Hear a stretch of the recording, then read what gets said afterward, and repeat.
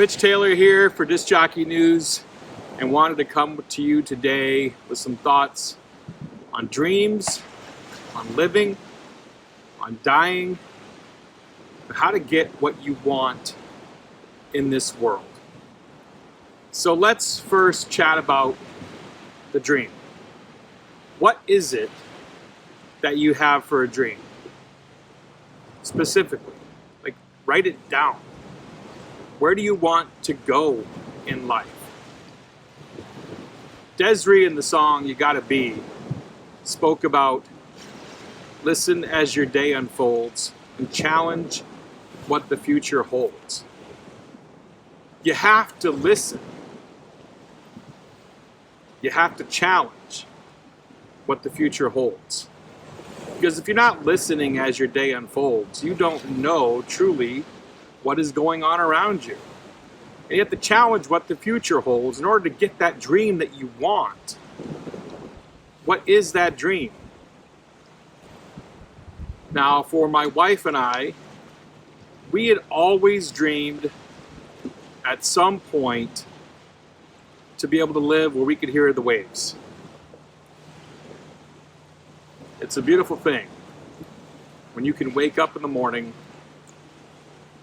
and hear the waves crash outside your door. At least for me it is. But then my wife and I met on the water. That was one of our dreams. What specifically is one of your dreams? The key is people see on the outside what you put out there on social media. They don't see all the hard work, the blood, the sweat, the tears, everything it took to get this. For me to be able to live where I could hear the waves crash. So that's the point of this video. That's why I'm chatting with you right now. Is to lay out the foundation, lay out the steps for you of how I got to be here. And frankly, this wasn't the plan. It wasn't the plan for me to be here now. At all. When they say challenge what the future holds in that song, that's what I mean. You have to challenge what the future holds.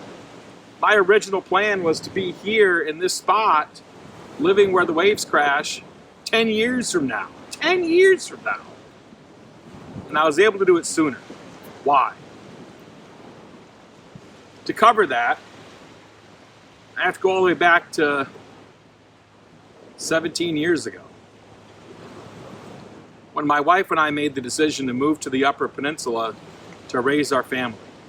I was moving to a town where I knew nobody and opening up a business that I had never started before in a town where no one knew my name, and I had to start somewhere.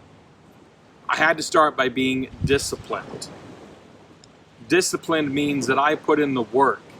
I worked a full-time job, and I also worked at my DJ business on the side, quote unquote, to grow it, to bring it to where it is currently, and to grow it beyond where I thought it could be. So that's putting in the long hours, that's networking, that's taking client calls, meeting with clients, hitting up lunch hours, those kinds of things. Really putting in the work to make sure I could grow the business. I had to listen to people. I had to listen as my day unfolded. I listened to people tell me that yes, you can in fact teach other people to do what you do. And I had to let go of my ego. The ego that said, you're the best person to do it, you do it. If you want to grow something beyond what you currently have, you have to grow as a person first. And that was crucial for me. I'd like to thank Mike Walter, other mentors in my life, for helping me get to where I am at this point in time. So I grew the business. We expanded the company. We grew to other talents. We trained them properly. And we worked hard to build tailored weddings to what it is today. But that still doesn't put me here. In 2013, my wife and I took probably our most expensive vacation ever. And coming off of that most expensive vacation ever, which we had a blast, we ended up joining Financial Peace University. And that course changed my life. That course was $120, and it has made a profound impact. That $120 investment has grown to thousands and thousands and thousands of dollars of savings, of investments, of betterment in my and my wife's life. If you haven't taken Financial Peace University, I would encourage you to do so as soon as you possibly can. But that also wasn't just about taking the course. There were many other people that took that course, past brides of mine included. And then I saw them not put into place the steps it took. In other words, they didn't put in the work like I did growing my business. I knew if I wanted Financial Peace University to work for Michelle and I, that I had to put in the work. And so her and I both went through the process. We listened to each other. One certainly was a saver and one was a spender. I'm the spender, by the way. And again, we put in the work to get to where we are today. But without Financial Peace University, I wouldn't be able to live where I can hear the waves crash and achieve that ultimate goal. The next part of the process, though, that brings me to being here now, being able to come to you where I can hear the waves crash every single day and achieve that life goal, it goes back to my friend Eric. You see, I was best man in Eric's wedding in 2009. He was a DJ in Metro Detroit at the company I worked for, and we met in the year 2000. And I trained him as a DJ. We became great friends. Again, I was best man in his wedding in 2009. Eric was diagnosed with cancer in 2016. He fought a hard fight. He overcame cancer not once, but twice. In July of 2018, Eric made his final trip to the Upper Peninsula to see my family for what was a yearly tradition of being together on the 4th of July since we moved up here in 2003. Eric and his family made it here every single year except for a year of his marriage and one other year to be with us. But I knew that 2018 would be the last year that Eric would be able to join us because he was too weak.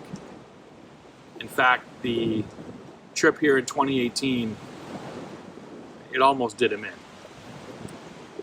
And so, with that information, 3 weeks later, I was scheduled to fly out to Australia to keynote the DJAA conference. And my wife and I happened to drive by a house for sale on the same road that my sister-in-law lives on here. And we knew it had beachfront property. And she goes, "Oh, there's a house for sale on Christie's Road." I said, "You want to stop?" She goes, "No." You know what that means, guys. So we turned around, we came down the road. We looked at this house. And owners let us in. It wasn't actually, open house yet. They weren't opening it till later in the day, but they let us in to use it, to check it out and stuff. And we continued on the way to Chicago.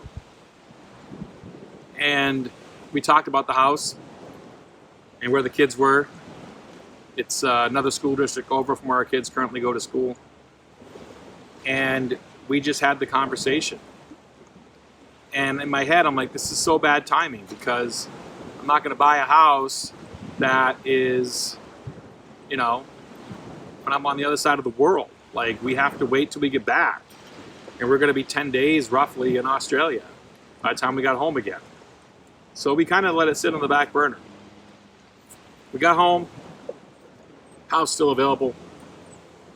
Long story short, we bought the house. It has not come with trials and tribulations though. We have certainly had trials and tribulations. This mound I'm sitting on right now is our current septic field because the old one failed and passed the septic inspection. But lots of issues as we remodeled the house and gone through things. And if you follow me on social, you've probably seen it. But the point is that if we hadn't had that dream first of wanting to retire and live where we could hear the waves crash, which we originally thought was going to be somewhere Florida, Alabama, South Carolina, a condo, not literally walk out my door and be on the beach and be on the water. We wouldn't have got here without having the discipline to make it happen. We wouldn't have got here if I hadn't grown the business. We wouldn't have got here if we hadn't joined Financial Peace University, not just joined and taken the class, but put the steps into practice, followed the baby steps. We wouldn't have got here had we not had the plan and had the vision from the start. So that's what it is, my friends. You have to have the plan, the vision from the start. You have to listen as your day unfolds. And then we had to make a decision. When the house was available to us, we had to challenge what the future holds. We had to sit there and challenge ourselves like, hey, what if we could do this now? Because we were planning 10 to 15 years from then to do this. And this wouldn't happen. It wouldn't be here right now, hearing that beautiful sound, if my friend Eric hadn't passed. Eric's lesson to us was live like you were dying. I know it's a song as well, part of what I wanted to tie in here with you today. But Eric's lesson to us was live now. Don't look forward to someday.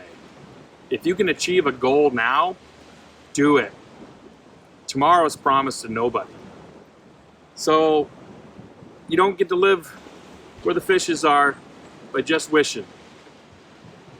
You have to have the plan. You have to dream it. You have to put in the action steps. You have to get to work.